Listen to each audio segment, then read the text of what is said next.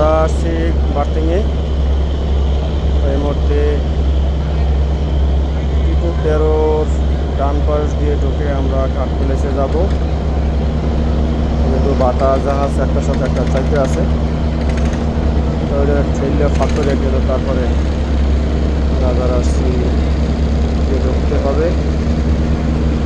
এবং আজকে রাত্র 10টায় আমরা ঢাকা থেকে ইলিশের উদ্দেশ্যে ছেড়ে যাবো রাজারাশি নিয়ে।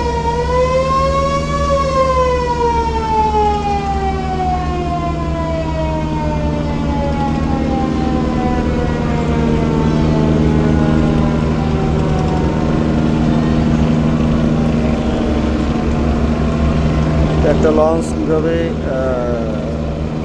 প্লেস করতে হয়, আসলে সবসময় লঞ্চ ঘাট প্লেস করা ইজি হয় না, যেহেতু সদরঘাট একটি ব্যস্ততম ঘাট। এখানে বিভিন্ন রুটের উদ্দেশ্যে ছেড়ে দেওয়া যে লঞ্চগুলো বার্থিংয়ে থাকে, তো সেখানে কিন্তু দেখেন একটার সাথে একটা চিন্তা থাকে, এটাই স্বাভাবিক, যেহেতু জোয়ার হোক ভাটা হোক পানির একদিকে চাপ থাকে। আসলে সেই সুযোগ সুবিধা করেই তারপরে ঢুকতে হয়। আমরাও চেষ্টা করতেছি যে কীভাবে কোনো প্রকার পারাপারি হুড়াহুড়ি ছাড়া বার্থিং করা যায়, কারণ পারাপারি করতে গেলে উভয়েরই ক্ষতি হয়, এবং সেই ক্ষতি যাতে না হয় সেই লক্ষ্যেই কিন্তু একেবারে খুব স্বাভাবিকভাবে ঠান্ডা মাথায় বার্থিং করতে হবে। এবং কুবলি নয় ছেড়ে যাবে চর মমতাজের উদ্দেশ্যে।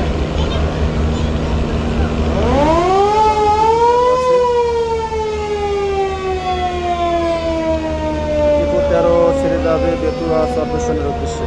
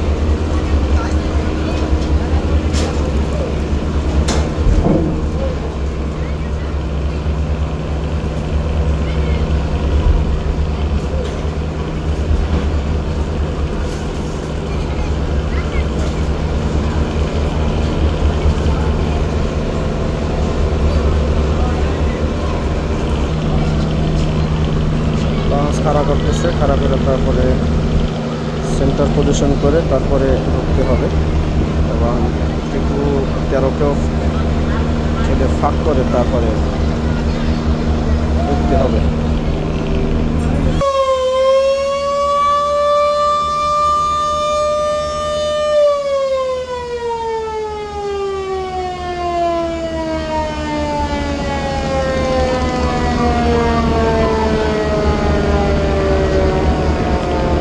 ওরা হয়তো ফাঁক করে দিলে হতো।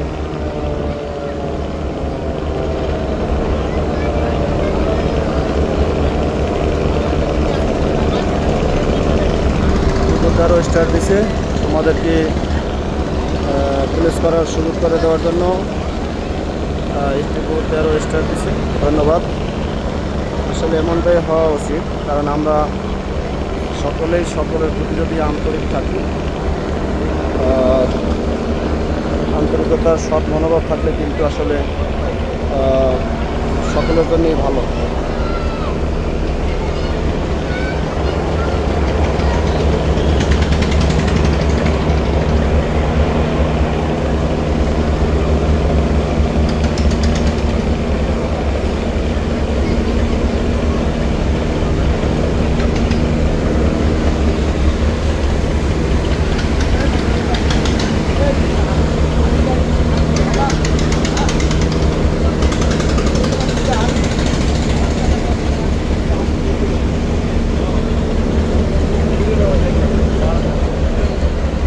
আমাদের জন্য সুবিধা হইল আর কি। ধন্যবাদ টিপু13কে আমাদেরকে বার্থিং করার সুযোগ করে দেওয়ার জন্য।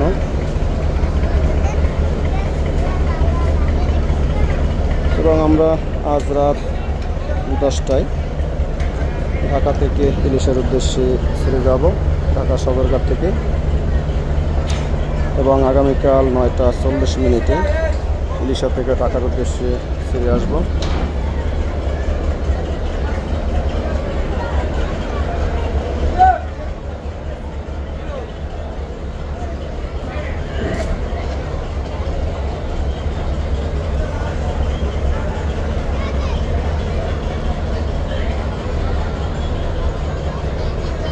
আপনারা যারা রাজারহাট সিতে ভ্রমণ করতে চান,